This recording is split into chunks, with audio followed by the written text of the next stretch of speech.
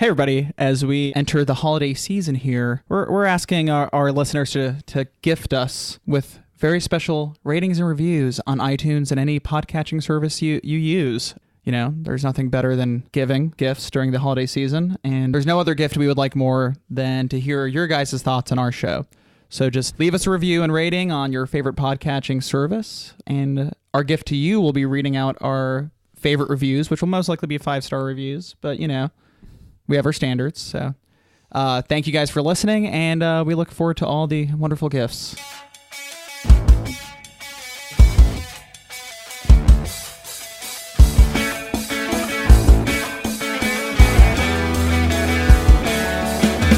Hello and welcome to the Critical Breakdown, the podcast where we start at the bottom of Rotten Tomatoes and work our way to 100% fresh. I'm Max. And I'm Scott, and today we're talking Scream! Ah! Rated 79% on Rotten Tomatoes. You can say the movie's a real scream. Yeah. Maybe that's why they called it Scream. I'm hit you with a little bit of pre-show trivia. Pre-show trivia. The movie, the working title was Scary Movie. Oh. And then they changed it to Scream. When did Scary Movie come out? After this, after the boom that came out of Scream. Okay. Because it was a smash hit. Yeah, that makes sense. So, man, so Scream kind of, made the horror movie industry boom, and in turn made the parody movie industry boom because Scary Movie, that became a thing. Well, it's also interesting because Scream unto itself is very satirical and meta, and definitely addresses a lot of things in horror films, and then Scary Movie tries to do that in a satirical way less successful than the satire within this film. And more just gross out bottom line humor. Yeah, I mean, it's less a film that's fitting the Scary Movie genre and more of just a straight comedy. Yeah. So that is we'll get into it. Yeah. We'll get into it. There's no need to rush. Yeah. I'm sure we've been watching some stuff. Let some tension build up here. Yeah. Max, what have you been watching? Oh boy, got a lot of stuff. Actually, I don't have a lot of stuff, but I have two vastly different things. This is strange. I think we were just finishing off an episode of SNL, and Hulu started auto-playing a show called Future Man. Oh yeah, that's their original with Josh Hutcherson, and I know you're a big fan of her, but I can't remember her name. Eliza Coupe. Yeah, Eliza Coupe. Yep. And then also the kid from Sixth Sense. Oh, the Culkin? No, I'm thinking Signs. Haley Joel Osment. He looks very funny in this, just like how he presents himself. He's still tiny, but he's kind of rotund with a giant beard. But that's kind of what his career's become, is a little rounder. Yeah, so I mean, he plays a couple different personas. It's a weird show. I'm not sure if I like it, but I liked watching it. It's dumb and funny, but it's not necessarily something I love, but I'm enjoying it, if it makes sense. Did you watch more than one episode, or just the one that came on? Yeah, I ended up watching 3 episodes just because it kept auto-playing and we were being lazy. And Slug Club. Yeah, it's for people that don't know the premise, it's about a guy named something Futterman. But in his head, he's this guy called Future Man, and that's also his favorite video game. And so it first cuts between his fantasy life very shortly, just him being a hero, and then his real life where he's a janitor, and he just keeps, and this is Josh Hutcherson, but he keeps playing his video game, and then halfway through the episode, the actual people from the video game show up, and it turned out it's just kind of a Last Starfighter recruitment tool they use from the future to find someone to help them defeat the bad guys. And everything gets tied in from there, and it's really goofy. There's a lot of Back to the Future references because there's a lot of time travel. Love it. And it's funny, but it's not funny enough to break into my top 10 favorite comedies. But it definitely is funny, and it's worth checking out at least an episode or two.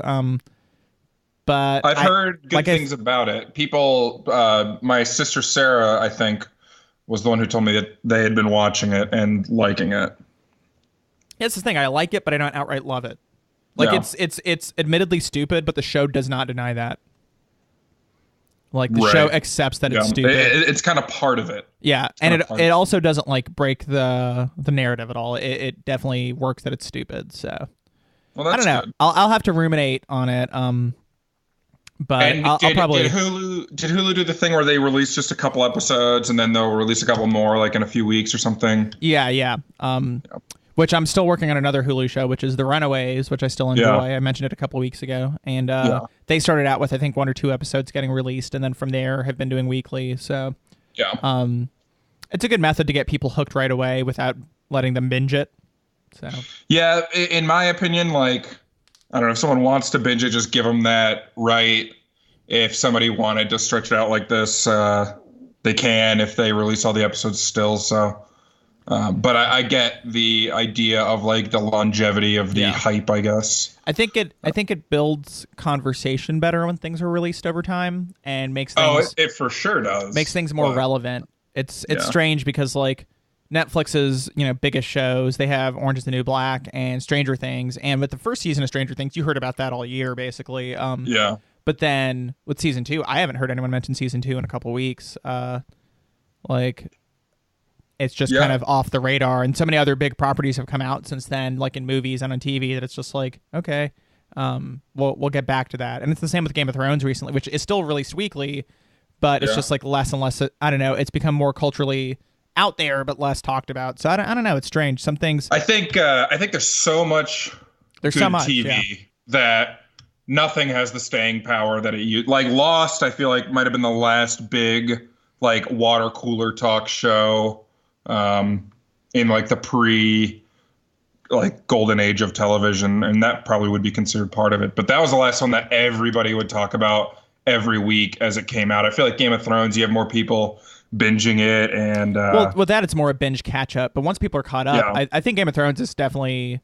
Game of Thrones is still there. That and Walking Dead seem to have a lot of water cooler moments, but I see a lot of Walking Dead online, but I don't actually know anyone IRL who still watches it. I'll say I used to, but every professional spot I've been at for the last like 5 years, there's been intense Walking Dead talk like every Monday afterwards. But it's just like the other shows. For some reason now, when the season goes away, people just don't really talk about it too much, and then when the season comes back, it's back in. But it's just I notice it's more in waves like that. There's actually isn't there between seasons and stuff. There's a term people have been using, which is just, I mean, it's not like a new term, but people have been referring to it as its stickiness. How sticky is everything? So I want to vomit. I hate thinking about sticky things. Yeah. So well, they're just talking about like how it sticks to culture. I get it, but I don't want to be like, oh, Game of Thrones is so sticky. Well, don't read any media analysis then, because it's all over there now. Okay, I won't. What about you though? What have you been watching? I've been watching a few 2017 release movies. I'll go in order of budget, highest to smallest. I watched Kong Skull Island the other day on HBO. Mm-hmm. This is a movie that I drove to the theater to go see, and then when I got to the theater, realized I didn't really want to see it, and then just went home. That's fair. So when it was on HBO, it was an easier sell for me. I really hated it, though.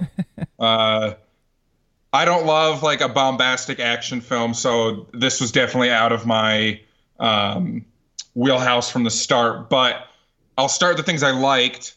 It was very colorful. Mm-hmm. I'll give it that for an action movie. Sometimes those kinds of big action movies can become like a mess of like browns and grays and stuff. Like I love the Bourne series, but their color palette is pretty limited. This had a lot of like really nice rich greens and reds, so that was fun. Yeah. I like Brie Larson. Mm-hmm. And then I didn't like much else, personally. Most of the characters were just kind of cliches, like they were all one note. This is this type of character, and that's this type of character, and they never move on from that. Yeah. And then this movie had two actors who I have trouble seeing as anything more than the actor. It had Samuel L. Jackson and John Goodman. John Goodman, not as much, but Samuel L., I'm definitely at a point where every Samuel L. Jackson role, he's playing Samuel L. Jackson, and it just makes it tough for me. And he was like that again here. the story's really stupid, and I don't know, it just did not entertain me at all. So I think you will like it a lot more than I did, because I know you like spectacle action in general more than I do. One thing that is interesting that you had mentioned to me, when I was watching, the aspect ratio kept changing, and it's distracting and it's random. And you had mentioned that HBO, for whatever reason, put the airplane cut on their apps, HBO Now and HBO Go.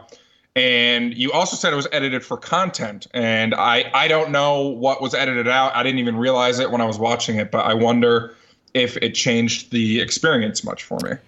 Yeah, and I learned that because the director, Jordan Vogt Roberts, I think that's how you say it, Jordan Vogt Roberts, something like that. I think it's, yeah. I'll go with Vogt. What do you think? Not related to John, that's for sure. Oh my God, John Voight. Anyway, the director went on a rant recently on Twitter about how HBO put up the airplane cut, I guess, and the whole airplane cut of stuff has been like a big like point of argument for a lot of directors, because they don't like that their art is getting changed for an airplane, like, you know, edited for content. But that's also how TV's always done it. Yeah. So it's kind of a strange thing to really get stuck on. But I was reading about it in detail because it was just fascinating to me. That guy, that director on Twitter, he's had a couple rants this year. The other one against CinemaSins, who does the Everything Wrong with YouTube channel, which I can't blame him. I hate those. But yeah.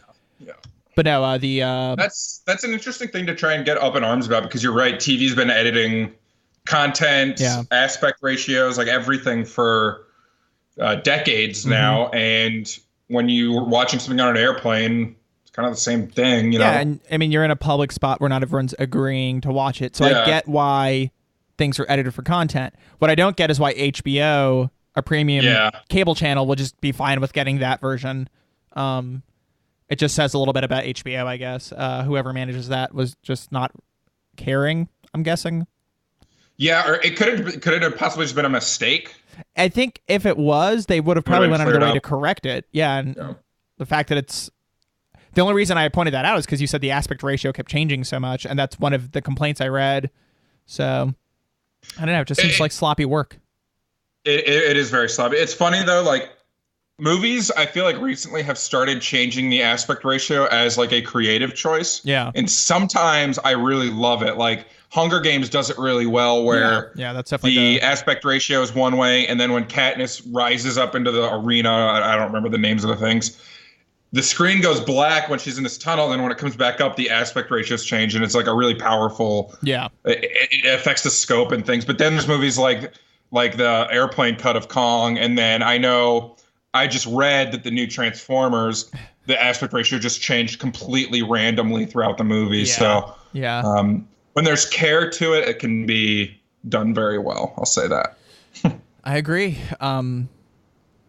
That's the whole thing. Form and function always matter, and I could see why a director would get mad if you're messing with either of those in his film. So and I feel bad because it seems like it's kind of a mistake, but also, like, it would have been fixed if it really was a mistake, and it hasn't been. So, what's funny is recently I was in an airplane and had the option of watching Kong Skull Island, but just didn't feel in the mood for it.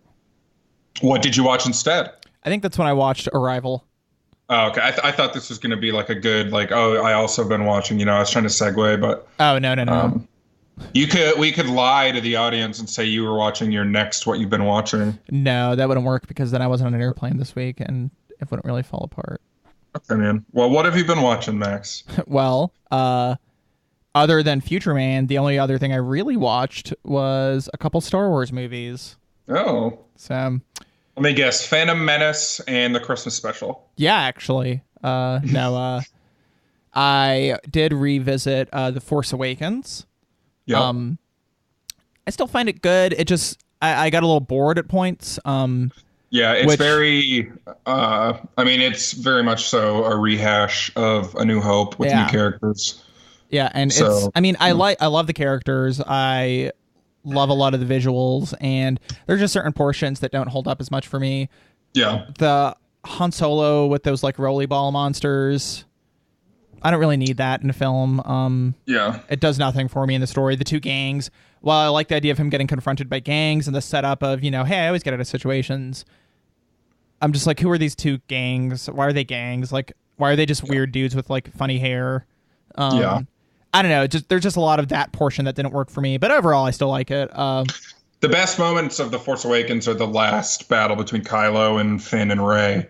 Because that's like the scene, like there's no equivalent scene really in A New Hope, whereas everything else you can kind of be like, okay, this lines up to this lines up to this. Yeah. But that's where the movie really comes into its own, in my opinion. Yeah, no, I do like that portion. I like Rey's Force vision that she has, like her Force dream or premonition, whatever it is. That stuff is cool. I mean, there's cool stuff in it. It just, of course, yeah. Like I said, that portion just didn't work for me when I revisited it, and I just kept my mind kept wandering. Yeah. And then you watched another Star Wars movie, you said? Yes, I did see The Last Jedi, which I'll keep my review very spoiler-free here and just say that I very much enjoyed it. And, there's a lot of conversations to be had about this film, and I think it'll be happening for a while. Yeah. I also saw The Last Jedi. I want to see it again before I really dive into my opinions, but I was a little more conflicted right out of the theater. And you and I have talked a little bit about a few things, and that's kind of why I want to see it again to clear some stuff up for me. But it's definitely a more bold and original take than The Force Awakens. Mm-hmm. And I'm excited about where the episode 9 will go. And it's back in JJ's hands, right? Yeah, it's going back to JJ. It's been very divisive online, though.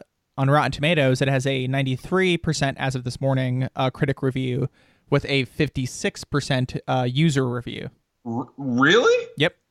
Oh my gosh! But you got to think, the last 3 days have been mostly fanboys, including ourselves, going to see it. So that explains why you're going to have such a reactive response right off the bat. I think that number will go up over time.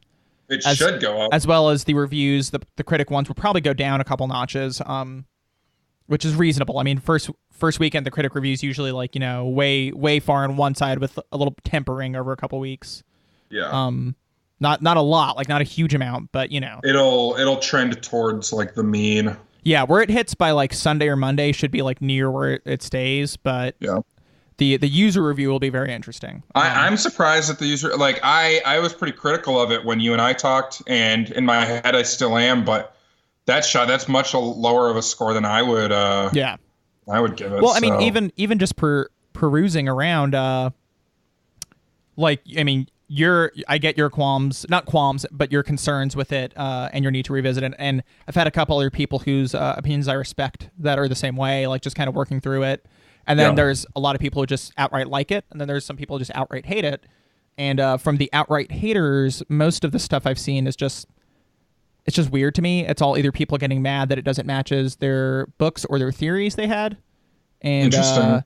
And for me, that's not film criticism. That's just somebody getting sour grapes. So for those kind of reviews, the knee-jerk, I hate this is bullshit, you ruined my life type of people, I don't care about their opinions. For critics who have actual concerns with certain scenes, I want to hear that, want to see their thoughts and see if how I feel about it afterwards. But most of it, I get a couple criticisms with it, and there's some scenes that I could give her that I would change, just minor changes, nothing big. But that's all I'll say for now. Yeah, and the total package, though, I think we both agree, to varying levels at least, is a good movie. It's a good Star Wars movie. So, well, I saw one other movie that has a higher score on Rotten Tomatoes than that. I saw Lady Bird, a movie that you talked about a few weeks back. Yeah. I really, really loved it. It's an excellent movie. It's one of the best movies I've seen this year for sure. Easily. I'm such a sucker for coming of age movies, and this is probably, this is the best one to come out in a while.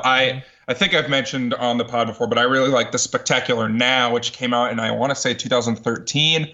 And this is probably the best coming of age movie I've seen since then. But no, it's really good. I recommend it to anyone. I mean, it's funny, it's touching. Yeah. It's got some good family drama if you like that. I like that it's very much like a female-led story, obviously, because your main characters are all female, and it's through that lens, but it's also very accessible. There's nothing about it that is inaccessible through the gender of the characters. It's very well written, very well directed and acted. So I was a little cautious. I was a little like, I don't know if I'll relate to this as much when I was going into it. And it was because it's a female-led story and everything, but that wasn't the case at all. I was very much into it and could relate with the characters and their high school issues. And when you think about it, there aren't very many coming of age stories that are like totally female driven. Yeah, very few. Right? So it's cool that this one not only was made, but was made so well. Yeah. I'm excited to see where this one goes. Like, and its run. There was a lot of exciting, like, smaller hits this past year, so it's kind of fun to see like these smaller movies get their day. Especially because Hollywood's in such a transformative state right now, so it's good to see quality no matter what. And it is kind of funny that the director writer Greta Gerwig, she's been doing like indie films for a while, and I describe her as the less annoying Lena Dunham, just as a joke. I actually hate Lena Dunham kind of, so that's a joke. But no, it's interesting to see like her jump into this side of things and right away just like hit acclaim with it, and it's well deserved, I think, too. So yeah, for sure, it's getting Oscar buzz. Laurie Metcalf is, I think, considered a front runner for like Best Supporting Actress awards. But no, I mean, it's just a really good movie. I feel like it's going to get some like writing nominations at least. Yeah. Some original screenplay noms. I can see that. We'll see. The Oscar race is interesting this year. Like you said, there's like a lot of change going on in Hollywood, and there's not like a front runner. The only front runner that I've really heard is a movie that hasn't come out yet, Call Me by Your Name, which is an indie film that kind of killed all the festivals, and it won't. We probably wouldn't be able to see it till like mid-January at the earliest. So. It's just an interesting house. I like following that kind of stuff. And at the start of the year, everyone was like, oh, this will be the year that like a blockbuster film wins it. Like when Logan came out, people were like, Logan is definitely going to be the best picture winner. And then like Blade Runner 2049 and stuff like that. And those movies are still getting buzz. And but there's also a lot of really great indie movies that are going to get in there. Yeah. And there's a lot that I still want to see. For sure. Yeah. Scream! Ah! I think that's the last time I'm just going to shout the word scream. I get you. I'll let you get away with it this time. I feel like the bit has run its course now. You gotta just leave it behind. Will do. Max, what's the plot synopsis for Scream? All right, now I'm done. A year after the murder of her mother, a teenage girl is terrorized by a new killer who targets the girl and her friends by using horror films as part of a deadly game. A deadly game. Do you want to play a game? Yeah, there's so much. I mean, you're right that this movie has an insane impact on the horror genre, and I am well spoken against horror movies in general, but it's impossible not to like enjoy this film and respect it's made with so much love for horror. Yeah. It has tons of illusions and Easter eggs for people. It's it's relevant for its time. I mean, it's a late 90s film that very much feels fresh, but when you watch it now, it still kind of feels fresh, even though all the fashion's dated. Yeah. So it's amazing that it has that feel to it still. It doesn't really feel like anything else necessarily. I mean, it takes all of its cues from previous slasher films in a way, but it also subverts what you expect half the time. So, and the other half of the time, you're waiting for it to do something, and it doesn't do it. So it's kind of fun. It plays with the genre a lot. Yeah, and it plays with the viewer's expectations and things like that. Like Drew Barrymore, I was very young when this came out. You said she was marketed as like the lead, and she dies in the opening scene. Yeah, it's like, I think honestly that's why she signed up for the movie. When she saw that it was just like this gimmicky thing, she's literally the face of the poster. Yeah. So, I mean, she's the face on the poster, and the movie poster has her in like the top corner. So it's very much marketed around her. She was, a huge star at the time. She's still a big star, but she was very hot at the time. Very much like a rising talent child actor return to form. So for sure. And this movie, like, I'm gonna compare this movie a lot to I Know What You Did Last Summer. One, because they're written by the same person. Yeah. But two, because I mean, they're opposite ends of the spectrum in terms of how to handle a slasher film. I Know What You Did Last Summer wouldn't have been made had it not been for Scream. So so I thought I Know What You Did Last Summer came out first. No, Scream came out, and then the next year I Know What You Did Last Summer came out. And the book for I Know What You Did Last Summer came out before, I want to say, but it the had just movie's been nothing like it. Really, yeah, anyways. exactly. They basically were like, we need another Scream hit. Let's get the writer of Scream to make us another hit. So then, ironically, he made a total dud. That makes no sense. Yeah. One of the big successes of Scream versus that movie, though, is the cast is a lot like stronger overall in Scream. Like, there's actresses that we like in I Know What You Did Last Summer, but they're not good by any means. Yeah. So it's nice to see Scream where you have like Neve Campbell and Courtney Cox and David Arquette, Matthew Lillard, a lot of very good talent, especially when they were younger here, and then they've still held on as really good talents. Yeah, and it's, you know, Wes Craven doing the direction. I mean, he's done a lot of horror. He's definitely in the genre.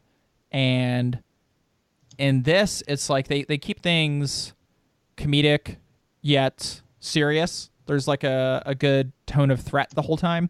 Yeah. And the acting never gets too cheesy. I mean, there's moments where they're being goofballs because they're playing high schoolers. So it's, you know, you have Jamie Kennedy and Matthew Lillard playing off each other. You're going to have a goofy scene, but it's goofy in like a realistic way for the universe that's set up at that point. So for sure. It's not like any of the goofy stuff in, you know, I Know What You Did Last Summer or any other like shitty horror movie that's out there where it's just like, okay, nobody would do that. And a lot of what this film does is point out, like, don't go outside and investigate that noise. That's one of the rules. You'll die if you do that. So it's just, I mean, it does its best. But what's also funny is they'll be like, you know, the main character, Sydney, she says, what am I, like, going to run upstairs? I think that's the one, Sydney, that says it, like some big-breasted lady who just runs upstairs instead of, like, running outside. And then as soon as she's confronted by the killer at one point, she just runs upstairs. Yeah. So there's a lot of genre play like that. And it's very self-aware. Yeah. And Wes Craven, like you said, he's probably considered one of the like most iconic horror directors, creators out there. But he did The Hills Have Eyes. He did Nightmare on Elm Street. That might be what he's best known for. And then a bunch of Scream movies here and a bunch of other stuff too. But and he passed away recently, didn't he? 2015 he passed away. Okay, yeah. Wes I could Craven. Not remember. Yeah. So the last movie he directed was Scream 4. And you, I believe, if I remember correctly, Scream 3 is your favorite? No, Scream is my favorite. Oh, okay. You've mentioned Scream 3 to me before. Do the sequels have merit? I've only seen Scream 2 and 4, I think. Which is the one with the movie theater scene that you've told me about? That's the beginning of Scream 2, where what's her name? Jada Pinkett Smith gets killed, I think. Okay. Scream 4 had I think some copycat killers in it. Okay. And it has Emma Roberts and Hayden Panettiere and Rory Culkin, as well as the original Neve Campbell, David Arquette, and Courtney Cox. I kind of respect Alison Brie apparently is in it too. Yeah. Scream 3 may have had a Jay and Silent Bob cameo, and if I ever mentioned that to you, that would probably be why. I probably just had the movies mixed up because you've told me about that movie theater scene a couple times. Yeah. Well, we've kind of touched on the cast a little bit here, but who have we not mentioned? Rose McGowan we haven't mentioned, but yes, she's Rose McGowan. One of your leads. She's playing Tatum. Is it Riley? Tatum Riley? Riley, yep, Tatum Riley. So you have, we'll just go through the whole list. We have Neve Campbell, Sidney Prescott. Yep. David Arquette. Character. Yeah, main character. David Arquette as Dewey Riley, who is the sibling to Rose McGowan's Tatum Riley. And he is the sheriff's deputy. Mm-hmm. You have Courtney Cox as Gail Weathers. The intrepid reporter. You have Skeet Ulrich as Billy Loomis. Did we ever establish his relation/non-relation to Lars? I'm gonna assign that to you to look up. All right, I'm working on it. And while you're looking that up, we have Matthew Lillard as Stu. Yeah, it's kind of funny because we always tie Matthew Lillard and Freddie Prinze Jr. together. Freddie Prinze is in I Know What You Did Last Summer, and Matthew Lillard's in this one. So. Yeah. Lillard definitely had a better choice for this film, I'll say. Better film to be in. So we have Jamie Kennedy as Randy. Jamie Kennedy's like interesting human being, but he's really good for this role. Yeah, apparently Wes Craven, I don't know how he had worked with him, but maybe during the audition, Jamie Kennedy kept improving lines, but Wes Craven really enjoyed what he did with the improv because he kept making him laugh. And so he was like, that's perfect for the character of Randy. So I guess a lot of his role, he just would improv while he was doing it, which you could kind of see in this film when he's watching some horror movies on his own and he's like freaking out while watching them. And it works for that character. Yeah, for sure. We already mentioned Drew Barrymore. She plays a character named Casey. Yeah. And then after that, you have a small cameo from Liev Schreiber. Yeah, I didn't even notice it. It's that small. Yeah, it's a TV screen cameo. This is before he was anyone, really. I mean, he's barely known at this point, so it makes sense. Yeah. Then you have Henry Winkler as Principal Himbry. Oh, yeah. Yeah. It's as soon as you see Henry Winkler, it's just... I just laughed. He's that kind of actor to me who you see him and you laugh. Yeah, especially now. I mean, back then you would kind of chuckle, but now it's like he's done even more goofy roles, so it's even funnier. Yeah, now like post-Arrested Development, I feel like. Yeah. It's funny. But yeah, that's I think everyone recognizable. Yeah, so I have figured out Skeet Ulrich is not related to Lars Ulrich. Skeet Ulrich's real name is Brian Ray Trout.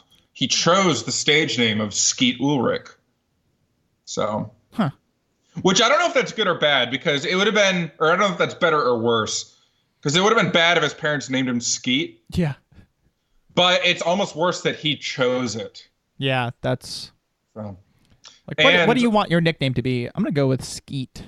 Yeah, just call me Skeet. Maybe he was a big fan of the show Doug. Interestingly, though, Skeet Ulrich, this is the second film of ours that he's been in. He was an uncredited extra in Weekend at Bernie's. Wow. Yeah. So welcome to the Pantheon, Skeet. Glad to have you, Skeet. He's probably either him or Jim Caviezel is our most significant uncredited extra, right? Maybe you also have Jennifer Aniston in Mac and Me. Yeah. Well, apparently Henry Winkler was uncredited in this film, just for the record. What? Really? Yeah. Apparently he was not in the credits, but he's obviously who he is, so... Yeah, I mean, obviously he's in the movie. He's on the IMDb page. Yeah. When I looked it up on Wikipedia, it was parenthetical uncredited. Oh, wait, actually, that's what he is on IMDb, too. That's so weird. So, look at that. Coming full circle. Yeah, that feels... I don't know. I mean, at the time, it was probably just because he was, like, goofy in, like, a straight cheesy way, but that, like, irrelevant funny. Now he's more like Arrested Development kind of brought him into that relevant funny where like you don't mind if you see Henry Winkler. At the time he was still like a washed up star probably. But like even I'm thinking of like a movie like Interstellar where the Matt Damon being in it is a huge surprise and reveal and he's still credited. But he wasn't advertised beforehand at all. No, but I get not advertising Henry Winkler, but credit him, man. Get this guy's IMDb page going, I mean, maybe Henry wanted it that way. I guess. You never know. you never know. No, so. But yeah, so it's a solid cast, man. Yeah, that's one of the strengths of the movie for sure. I think the other biggest strength of the movie is the pacing is excellent. Mm-hmm. It flies by, and the last like half of the movie is one scene, really. And I was reading about it a little bit. The last half of the movie takes place at this like teen party, and the scene is like 42 minutes long. Yep. And it took 21 days to film it, and it was so it was such a laborious filming that the crew made T-shirts that said "I survived Scene 118," which was the name of the scene during shooting. And I get it because they had to wait until night to film it because it was a nighttime scene and everything. And which it's one of the things I love with the movie is that it doesn't fake that. It's all shot at night. Nowadays, you see a lot of movies, they put a blue tint on stuff to make it look like it's night. That's cheaper. I get it. That's fine. But when you're filming... they would just do it on a lot. Yeah. You know? And this one, it just has much more authenticity to that. So it very much... It feels like you're in a house because you are. That's the thing. It feels like a physical space. Yeah. The whole time. Whereas you can really tell when a movie, especially when a like not so good movie, is filmed on a lot or on a green screen. Yeah. Because it's just like uncomfortable, the level of uninteraction with the environment and things like that. It's very clearly an actual house that they're at, a California beach house. So it's just it all just kind of like works very well to the authenticity. It's a true story in your mind. Like nothing about it seems false. You know it's a movie, but still like it works. There's veracity to it. So, no, I mean I love that the second half of this film is all like the climactic party. Yeah, and so everything kind of comes together at the party, and then even within the party, you have like the characters sort of pair off and all go in their separate ways, and then they end up weaving back together. And and so it ends up working really well, and the momentum is like nonstop for the end. One thing I think you said that was very much a good testament for the movie was about 20 minutes into the party scene, you were like, I still have no idea who the killer is. And I kept saying throughout, like, I still think it could be person who just died and stuff. And and it was probably funny for you, having seen the movie a few times, to hear me saying stuff like that. But it's funny because it is a good whodunit. Yeah. And once or twice, you almost hit the nail on the head. Partially, like you would get it right there, and you just keep moving because it's like they would negate it within the film on purpose. Yeah. And as soon as you see the first suspect, in your mind in any movie, you're like, that's not him. Like that's a red herring. And so it's great that the first suspect they show is literally, one of the actual killers. So, if you look at it as a mystery whodunit film, though, it is not very satisfying that it was Matthew Lillard and Skeet because like they didn't really have motive. I know that's sort of the point. Well, no, Skeet had a ton of motive. Yeah, but you have no way of knowing that until the end of the movie. That's how most mysteries are, though. A good mystery, because you never really know who it is till the end, and then you realize the pieces were there the whole time. Towards the beginning of the film, you hear Billy Loomis talking about his parents' divorce, and he keeps telling Sidney to get over it, kind of. And there's all these there's subtle things that are there, which I don't think you would be able to piece together unless you know it. But going back and reviewing it, you're like, oh, they did lay out a track record. And then her dad leaving for the conference and stuff like that. Like those parts are kind of laid out right there. I guess you're right. Yeah. There are pieces there. I feel like it would be a leap to assume there was any tie between Skeet's parents' divorce and Sidney's mom's death. But the only ties you can really draw fully from it are that there's constant mention of her mother's death, and then it goes from there to Gail Weathers' expose about her mother's affairs. And from there, it's just kind of, there's just a lot of parallel between him talking about his parents and her dealing with her parents. There is a lot of parallel. That's very true. But there's never a flat out, but in most mystery stories that I've encountered, there's never a flat out, if it's well done, there's never a flat out track. It just has all the pieces laid out. And once you know it, you can go back and solve it. But the whole point is whoever solves it is usually smarter than everyone else, or everything just gets revealed is usually how the stories work, one or the other. Without a Sherlock Holmesian character, it doesn't work. Sidney gets on the cusp of solving it like 3 times and then moves on. So it's kind of a cat and mouse game in that way. So are you trying to tell me right now that you didn't think Jamie Kennedy's Randy was a Sherlock Holmesian character?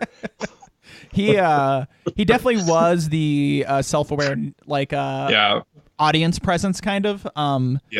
But he honestly, if somebody were to get that role, it would have been him. But I don't think that would have been. I'm kidding. He's a goober in this movie who it wouldn't have been explains satisfying, all the horror movies. So. Because it's great that he's laying down the rules and then he's wrong half the time. So. And he's like ignoring the rules himself. There's one funny scene where he's watching a scary movie on the couch and he's just like, look behind you, as the killer's like approaching him from behind and stuff like that. So And he has a funny line about being a virgin, but then also like he's drinking the whole time too, so he is very much like breaking his own rules. Yeah. I love how like every high schooler in this movie is an incredibly horror movie savvy person. They all make like deep cut references to actors and actresses from horror movies, to horror movie plots and stuff like that. So it's just kind of funny. Like no group of popular high schoolers would have been like that.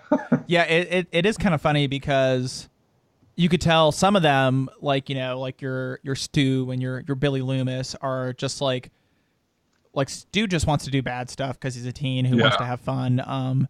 Billy is, you know, disconnected from reality, obviously, and they're grasping onto horror films is more because it's fun.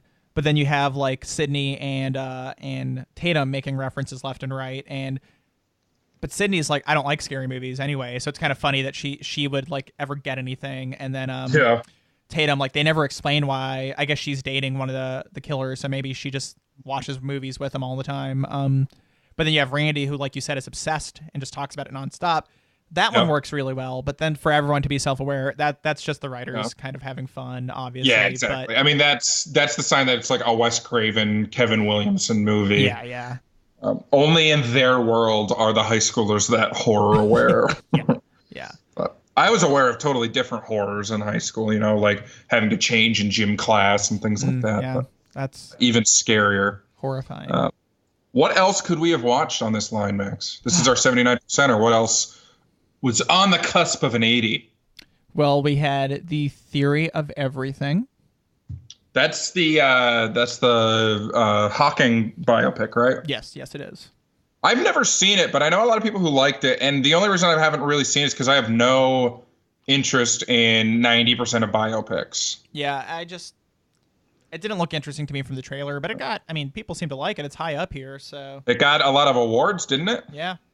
Did Felicity Jones and Eddie Redmayne win for it? I don't know, because that sounds bad, but I get it confused with the Dutch Danish girl. Yeah. Yeah. I'm the same way. So, but hey, it's up here, right on the cusp of 80, so. There you go. We also had Captain America, the First Avenger. I liked that one. I feel like that's a lower rated of the Marvel movies, but it's also one of the more unique, especially of that like first phase 1 movies with its timing and stuff, like the time period. So I like that one. Yeah, I think its strengths once again land on Chris Evans as an actor.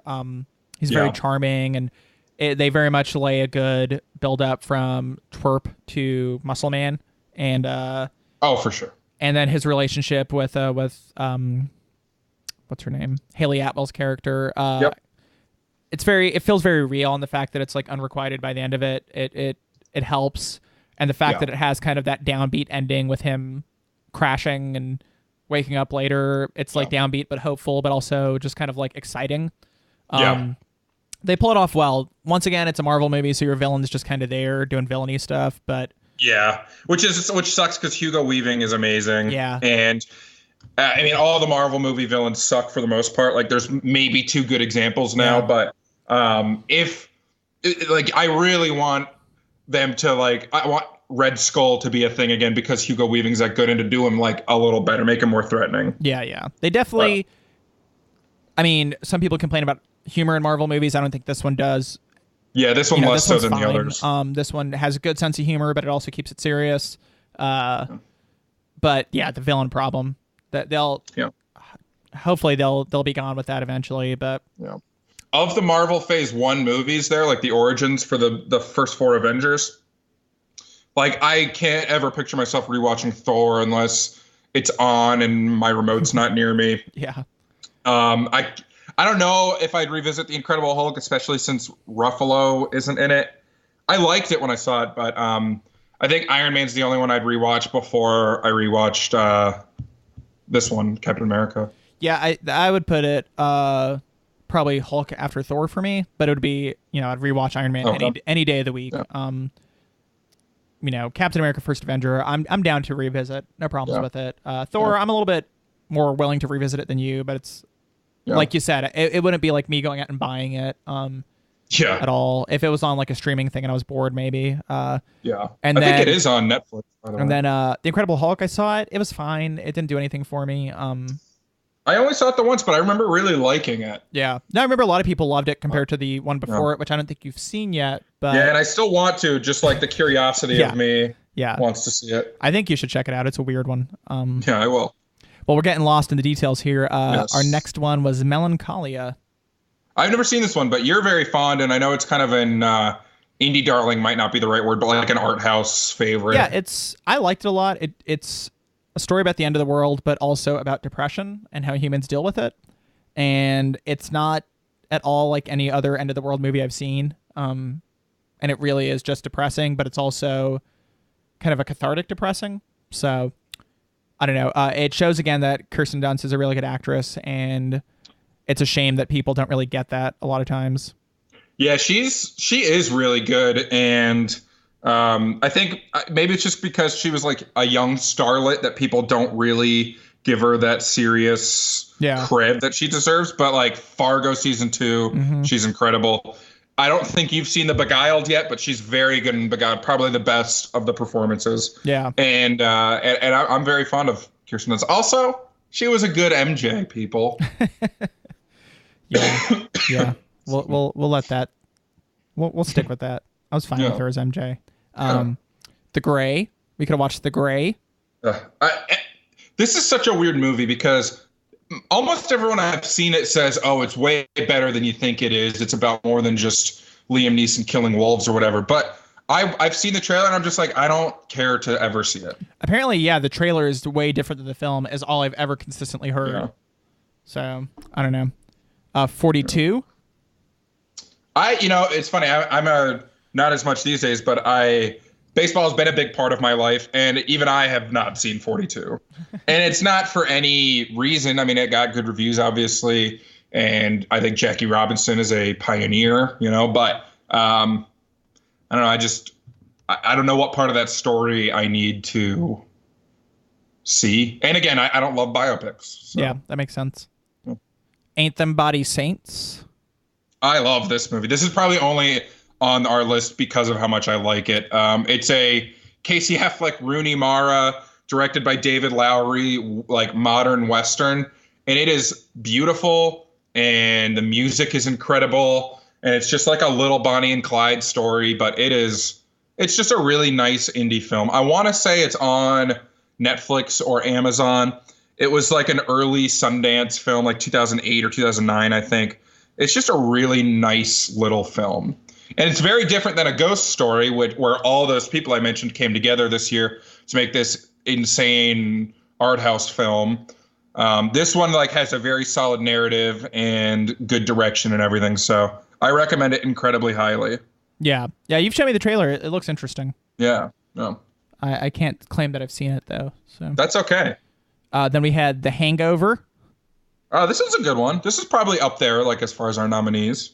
Yeah, I mean, it's, we always talk about it because the sequels are apparently complete garbage, and this one is kind of like lightning in a bottle moment. Yeah, and it's just had such an impact on modern comedy. Yeah, it definitely is like the reset button from about a decade ago. Like you see less Apatow-esque comedies now. You see more gross out hangover comedies. It's interesting. And a lot of those actors have been able to transition. Good for them.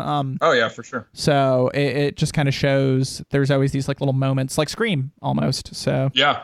I mean, Hangover captured Zach Galifianakis at his high, right? Yeah. And yeah, shit. It took him from a guy who did random YouTube videos and random College Humor videos to being almost a household name. So, and a lot of times when you see people doing a Funny or Die bit and things like that, and then they try to make that transition to a big movie, it flops. I feel like because whatever they were doing was just the perfect thing for them. Yeah, but Galifianakis found the movie role that was perfect for him. So it's very good, and it also. Go on. It nails the casting with Bradley Cooper and Ed Helms too, because Ed Helms is not your primary leading man. He always needs to be playing off someone. And I think most of the flops we've seen him in, Vacation and stuff like that, are because he's moved into the Bradley Cooper chair, and I don't think he's suited for it. Yeah. And Cooper's just the perfect good-looking guy who's also very funny. So yeah. I like Bradley Cooper a lot. I think as an actor, he's very talented. A lot of people give him shit. I don't know why, but really, I think it's because he plays a lot of asshole characters because he's good at that. Definitely does. But he's also good at playing sincere, and he's good at playing comedic roles. So it's just like, you know, he's. I think he's fine. What's your favorite Bradley Cooper role? That's super tough because I've seen him in a bunch of good stuff. I did actually super enjoy him in American Hustle. Is that what it's called? Yep. While that movie I know is divisive for a lot of people, I thought his role as like the asshole in it was very good. But I do like the more sincere version of him and, you know, Silver Linings. Those are both very good roles for him. Everything else I've seen him in, man. I mean, even if the movie's not that great, like he's been fine in it. He's been good. Yeah, for sure. So it's hard to just nail down one, but yeah, I think if I had to pick one, it'd be Silver Linings Playbook. I was one of the people who just did not care for American Hustle because, like you said, it's a divisive film.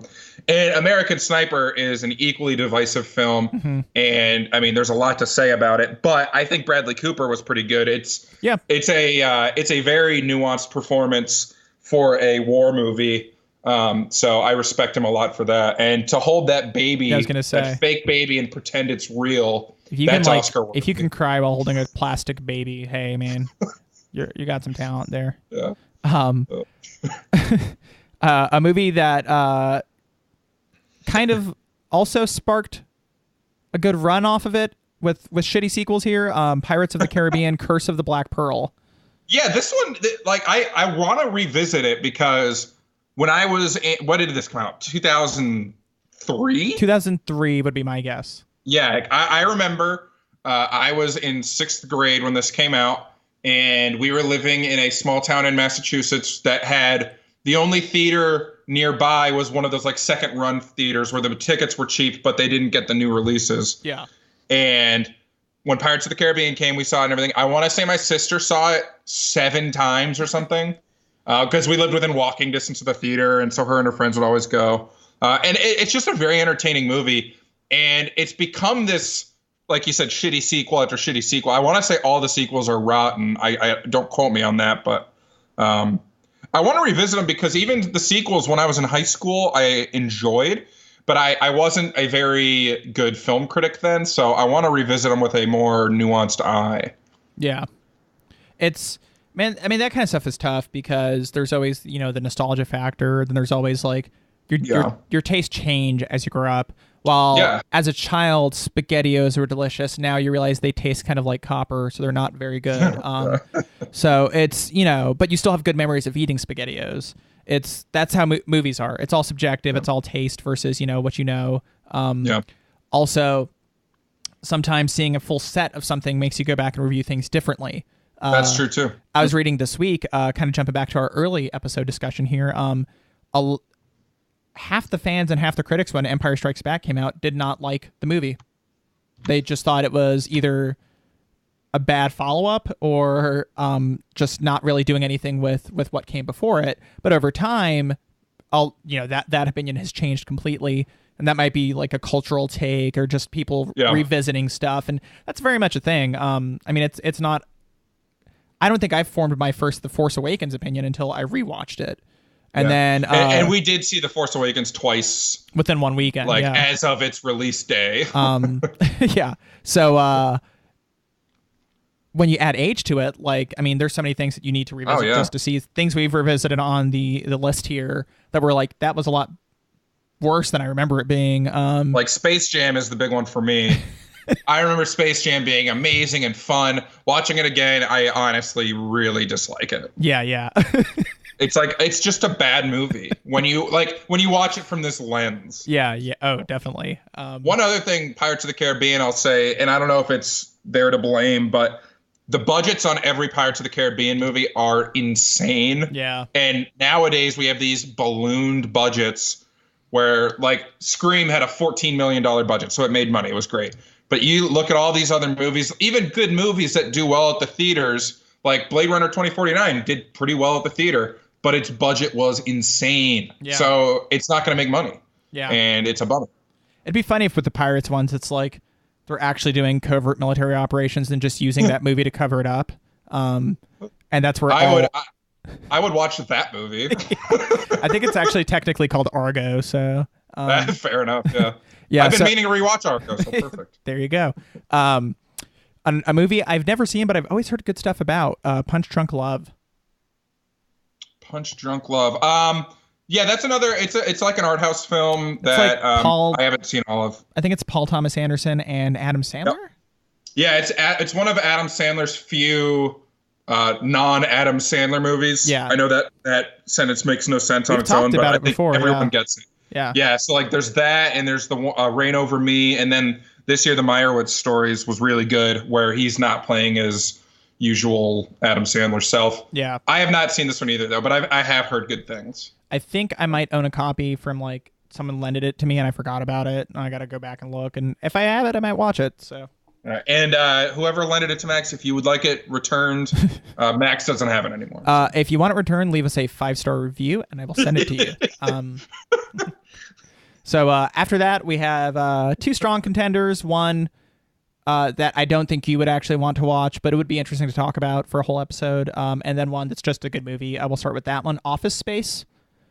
Oh, I liked Office Space. Yeah. I saw it for the first time this year. Yeah, it's good. It fits if you're a service, like a food service worker, you love that movie. Yeah. If you're an office worker, you love that movie. It's just a good movie. It's relatable. It's a good comedy. It's relatable, like you said. It kind of has a good message behind it. Like, all of it just kind of works.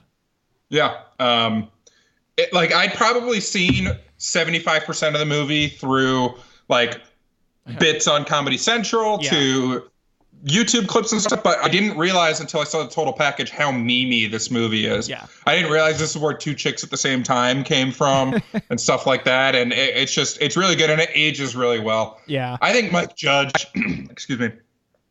I think Mike Judge is one of the best comedic minds out there. I mean, just his body of work speaks for itself, not only in the quality, but in the way it's aged well. Like King of the Hill is one of the best cartoons, in my opinion. And Silicon Valley is amazing. And I don't even watch Beavis and Butthead, but the number of times it's gone away and come back kind of shows that it's got some longevity. So he's one of the guys I really respect. Yeah, I mean, there's moments in this film that just like if you think about at any point, you'll just start laughing.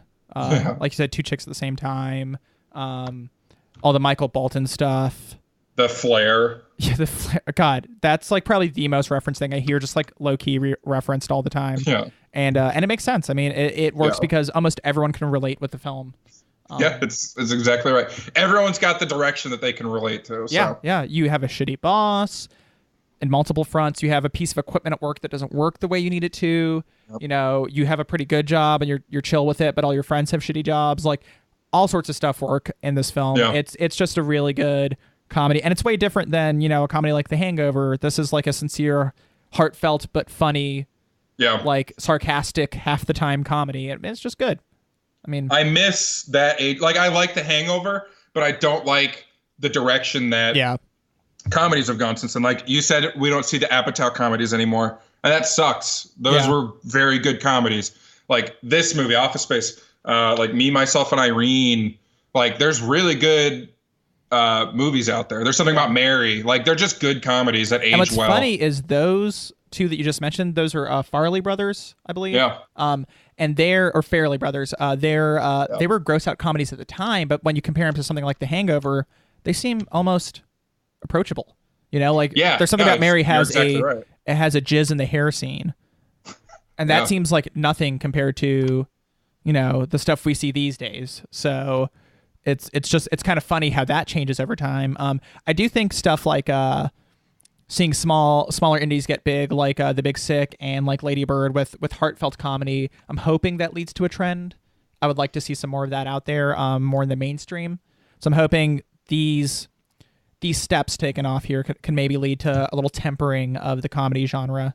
But I feel like there's always like indie movies and stuff like that. Like every year you have but heartfelt movies like that. But these have been big successes. That's where I'm coming with it. Where the wild success from it, I'm hoping that permeates a little bit, just a little. Sure. Yeah, you could still have the gross out. Yeah, I mean, I've never seen Bridesmaids, but it's probably one of the better reviewed movies that are these gross out comedies. So. Bridesmaids is good. I liked Bridesmaids a lot. It's definitely from the Hangover movement of gross out. It definitely was up there. So, and our last one we could have watched. I have been meaning to revisit this, but I never put energy into it. And I think you may have watched it recently and weren't too fond of it. That's Fight Club. Yeah. So Fight Club is one of those movies that I definitely should have seen before 2017. But what can you do?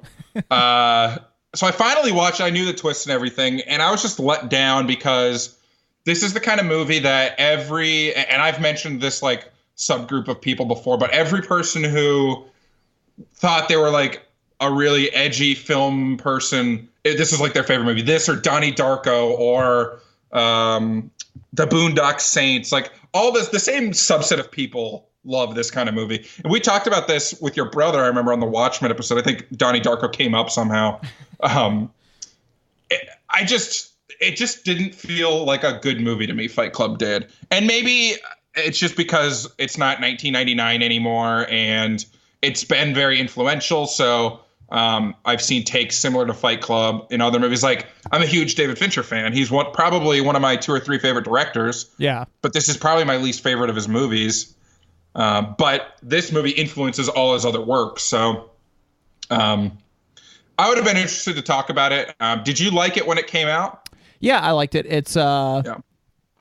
It was, to me, just kind of a fun, but like at the time seeming very fresh take, like a fun story. I was not one of those guys who were like, let's go start our own Fight Club. Because to me, it was very obvious that the movie's kind of about like pairing up toxic masculinity with anarchy, in the sense that like these have to escape somehow from groups, and that half these guys are probably just like, getting turned on by beating each other up. And it was just like, to me, there was a lot of like sarcastic tone from the writing within it, and there definitely was. Yeah, and it's just like, and a lot of that, like, I want to destroy something beautiful. Come on. Like, there's so much of it that's just kind of there that everyone missed, I think, at the time. Like not now, because now it's easier to just kind of digest it. And so, I mean, I was still young, so I couldn't like really formulate all that into words. But I was just like, I had a couple friends who'd be like, "Dude, Fight Club is awesome. Let's go start our own Fight Club." And I'm like, "Did you even watch that movie?" Yeah. Like, no. So it's for me, it was like I enjoyed it a lot, but I didn't enjoy the fan club around it. Yeah. What's funny now that's kind of is what I was getting at. Yeah. Yeah. The author is now openly gay. And I think a lot of the book was based around that, and he might have gone on record saying that before. So yeah. The man inside me, Yeah. So no, we had a lot of good options. I'm glad. I feel like people will be surprised we didn't pick Fight Club. Yeah, just because it's such a cultural movie, But yeah, oh yeah, and I think also, but people would be mad at us if we both expressed our opinions on it. So yeah. Which is fine. At me if you disagree with me about Fight Club. Yeah. I'm just kidding. I hate when people say at me. So also, I don't know my Twitter password. So, so just go ahead and at him. Yeah. No, we had a lot of great choices we could have picked on this line, but I'm glad we did Scream. I'm glad you finally saw it. It's one of my favorites. Definitely my favorite horror movie. It's a very satisfying movie. It's a very satisfying movie. Yeah. Favorite horror. I'm not sure if it'd be my favorite. I liked it a lot. And there's probably recency bias there, of course, but that's one of the. I'm trying to think. I think that might be my only new release horror movie, like, experience as like an adult, and it was fun to watch it with you and Jody. And Jody's a really good person to watch horror movies with. Yeah, like I didn't feel as bad yesterday when I was like screaming at the top of my lungs, because Jody was also screaming at the top of her lungs. And she's usually about a second ahead of everyone else to scream. So yeah, for me, it's like the tenseness of the horror. Like, it's not even the jump scare that gets me. It's the fact that for 20 seconds before the jump scare, I know the jump scare is coming. It still scares the shit out of me, but I'm tense for that 20 seconds. So when the jump scare happens, it's not even a scare. It's just like a release of tension. Yeah, you just made me think of something I love about Scream, and I saw it happen a couple times last night. And you were picking up on it also. They'll randomly do like smash cuts to something else with a big tone of music playing. to like distract you or to scare you or just to like throw you off the trail. So sometimes it's like somebody closes a door, you're expecting Ghostface Killer to be there or whatever, and Ghostface Killer, and it's just a coat or something. But yeah, it'll just be a coat. It'll just be like a broom, and then sometimes it shows like a foot, just like a shoe or a boot step down, and you hear the organ, bang. Yeah, and it's just nothing's happening, but it tells your brain to watch out for this stuff because it's playing with how movies work, and I just really love that about the movie. It's there's a lot of layers to it, but I do love that they use the formalistic methods to mess with you and bring you in. And then when there actually is a scare, you just scream your head off because it's like, oh God, I didn't think this one would actually happen. And you've been like teased with it for now like 20 minutes, and then there's a real scare, and it's just like, fuck off! Like, oh God. So it's very well done. Yeah. And it uses musical cues very well. I think we talked about this a little bit with some scary. We've talked about a few now, but I think more so than a lot of other movies, the horror genre uses its music and its non-diegetic sound in a powerful way, and Scream is a great example of this. The music will slowly transition into that scary music and build a little sense of dread, or it'll really quickly, you'll get right into that, and you're like, oh shit, something's happening right now. And I'm freaking out when that music kicks in. And then, like you said, it'll play with you. That coat will fall off the door or something, or Henry Winkler will open the closet and there's nothing there, but the music's there, and so it still gets you. And I fucking hate it. It's fun, man. No, I don't hate it, but it's fun. I think this is my favorite Matthew Lillard performance. Hey, that's fair. I'm not a big Matthew Lillard fan in general. He's very funny, and apparently he ad-libbed quite a few of his lines. That makes sense. And he's one of the killers in the end. He has the stupidest lines. Like when he asks Sydney, like, did you really call the cops? And when she says, yeah, they're like going to come get you, he says, my mom and dad are going to be so mad at me. It's just like, of all the things to be thinking about. Yeah, no, that's one of my favorite lines for sure. He is in season 3 of *Halt and Catch Fire*. Oh, cool. And I just came across him. I don't think he's in a ton of episodes, but I saw him with a mustache. He's much older now than he was in Scream, but he has like a mustache and like closely cropped hair, and he's gained a little weight, just a little bit of middle-aged weight. But I was like, who the fuck is this guy? I know him, and he's like doing coke or something. And and they're like, oh, he's doing coke? That's Matthew Lillard. Well, as soon as he talked, like one scene later, I was like, oh my God, yeah, I know who that is. That's Matthew Lillard. It was great. But no, it's good to see him doing some roles that aren't Scooby-Doo. You know what? I feel like we're due for a Matthew Lillard like award role, not winner, but like a nom. Like he'll get a role in maybe an indie film that catches. And he's the kind of guy who will get that like sneaky one nomination and maybe a late career transition into drama. I'm thinking by 2020, we're going to be talking about Matthew Lillard again. Book it, Max. Boom, booked. It'll be on the site. There you go. The only people who'll be talking about it will be us. We'll be like, did you guys see Matthew Lillard in Scooby-Doo 6? That was a really good Scooby-Doo. Like, I never liked Scooby-Doo, but Matthew Lillard really brought it. What Greta Gerwig did with the character of Scooby. I want that movie now. Like, I can't explain anything about why, but I need it. All right. Do you have any more thoughts on Scream? If you haven't seen it, watch it. That's it. Yeah, it's good. It's on Hulu. Yeah, definitely is, because that's where we watched it. Yeah, I bought the Blu-ray and then I forgot it, so nailed it. Nice. We can auction that off one day. Sure. Max, where can good people find us? You can find us at our local video store in the horror section. Or you can find us at thecriticalbreakdown.com. We're also on Facebook and Twitter. You can find me making Jiffy Pop at home, waiting for my boyfriend Steve to come over. Or you can find me on Twitter at Max Rivera Film. You can find me stuck in the cat door in my garage, or you can find me at breakdown_Scott on Instagram. Shoot us an email. Let us know. You know what, Scott, you're wrong about Fight Club. Let us know via email.